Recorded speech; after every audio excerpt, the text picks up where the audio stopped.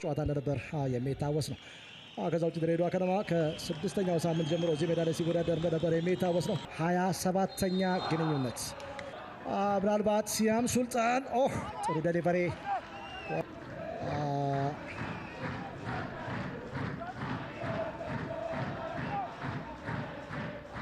ወደ ነበር ይጠበቅበት እና ትልቅ ልምድ ያለውና እኔ በኢትዮጵያ ውስጥ ምናልባት በዚህ ሰዓት እዚህ ሜዳ ላይ ኢትዮጵያ መድንን 1-0 ያሸነፉበት አጋጣሚ እንደነበር ይታወሳል። ቶሎሳ ንጉሴ ጥሩ ዴሊቨሪ ምናልባት አቤል ያለው መስራት ጫና ፈጥሮ መጫወት ላይ ይገኛል። የመጀመሪያ ጎል ምናልባት ሀብታሙ ጉልላቱ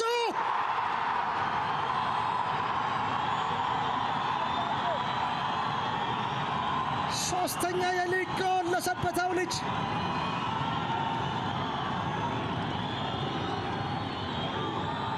የቅዱስ ጊዮርጊስ ደጋፊዎች ይህንን የደስታ ስሜት ከተመለከቱ ቆይተዋል። ሀብታሙ ጉልላት አጋጣሚን በሚገባ ተጠቅመዋል። የሆነው ነገር ምንድነው? ትኩረትን ይስባል።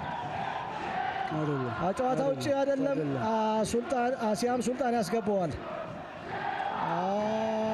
እዛው ፕሬስ አድርገው ነው እየተጫወቱ የሚገኙት ቅዱስ ጊዮርጊስ። ዋው አሁን እዚህ ጋር ቆንጆ የሆነ ፊኒሽንግ ነው። ያው ቆንጆ የሆነ አጨራረስ ነው። ምንድነው ያደረገው? በረኛው ያንን አስቶለት በዚህ እንዲመታ ለማድረግ ነበር የመጣውና እሱ ይህንን መሬት አሁን በመሬት ቢመታ ያድነው ነበር። ትክክለኛ አጨራረስ ማለት ይሄ ነው። ኳሱን ከፍ አድርጎ ወደ ግብ ላከው።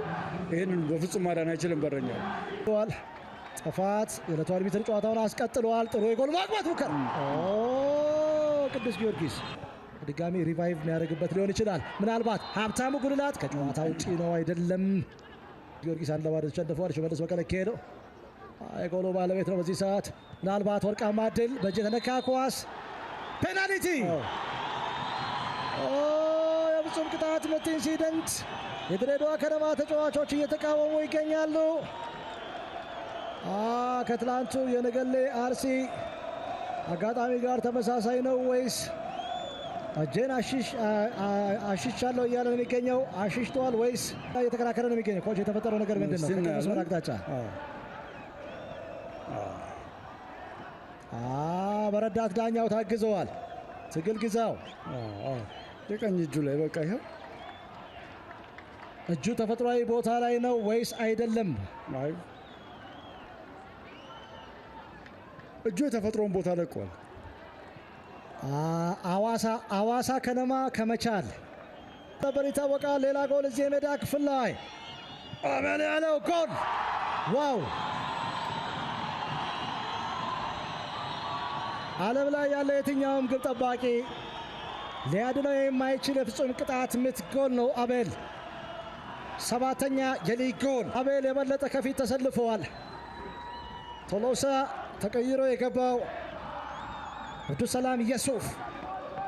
አቤል ምን አይነት ጎል ኮች! ወደ ኳሱ አቅጣጫም ቢወረወር ሊይዘው አይችልም። እዛ ቦታ ላይ ካልቆመ በስተቀር ግብ ጠባቂው እሱም ቢሆን ከባድ ነው። በጣም እያየው ነው የመታው። ዋው! በጣም የሚገርም ቴክኒክ ነው። እርጋታው የሚደንቅ ነው። በራስ የመተማመን ስሜቱ። በነገራችን ላይ ፔናልቲ ስትመጣ እየሮጥክ አይደለም የምትመታበትን የምትወስነው። የምትመታበትን መጀመሪያ ወስነ ነው የምትመታው። ማስተዋል ይቻላል። ፍጹም ምናልባት 3ኛ ጎል አቤል ምናልባት ተገኑ ተሾመ ኦፍሳይድ ነው ከጨዋታ ውጪ። ከዛ ላይ የምታስነሳበት ምንም አይነት ምክንያት የለውም። አሁን በአሁኑ ሰዓት እሺድ ይገኛል። ምናልባት 3ኛ ጎል ፍጹም ከጨዋታ ውጪ ምናልባት ጥሩ ድሪል ከፍጹም ቅጣት ምት ክልል ውጭ የተደረገ የጎል ማግባት ሙከራ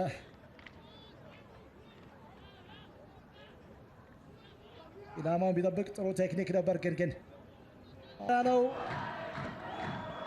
ፍጹም የተመለሰ ኳስ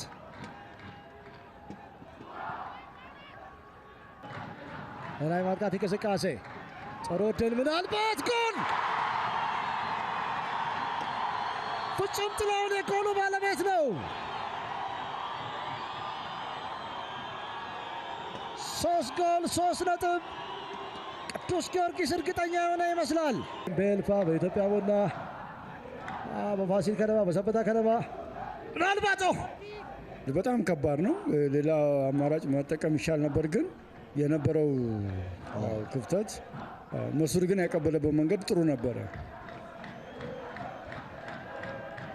በግራ እግሩ መጥፎ ቴክኒክ አልነበረም። ግን ኢላማ አረበው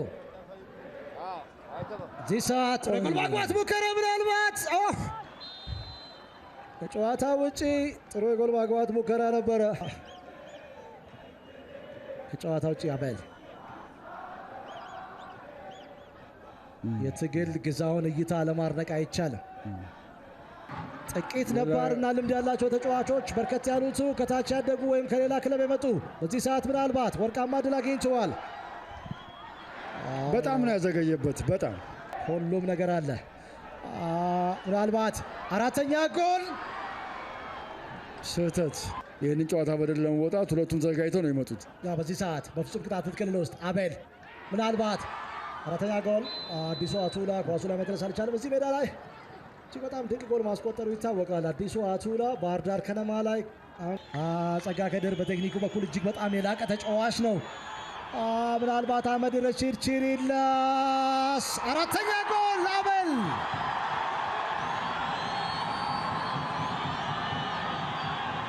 አሁን ከፍተኛ ኮከብ ጎል አግቢነቱን ለብቻው ተቆናጧል።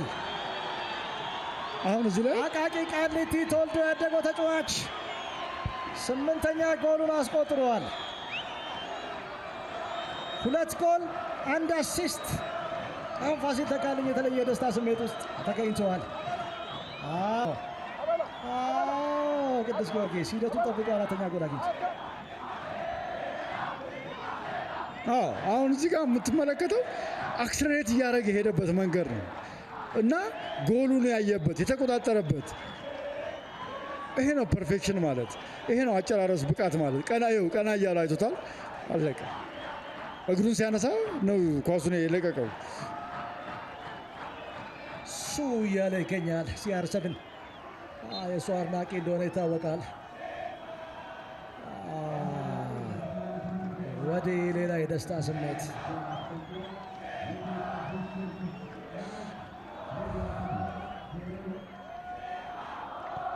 በ2004 ከገበያ በተገዛ ማሊያ በአረንጓዴ ማሊያ ከድሬዳዋ ከነማ ጋር ባደረገው ጨዋታ 1-0 ማሸነፉ ይታወሳል። አዳነ ግርማ ባስቆጠረው ጎል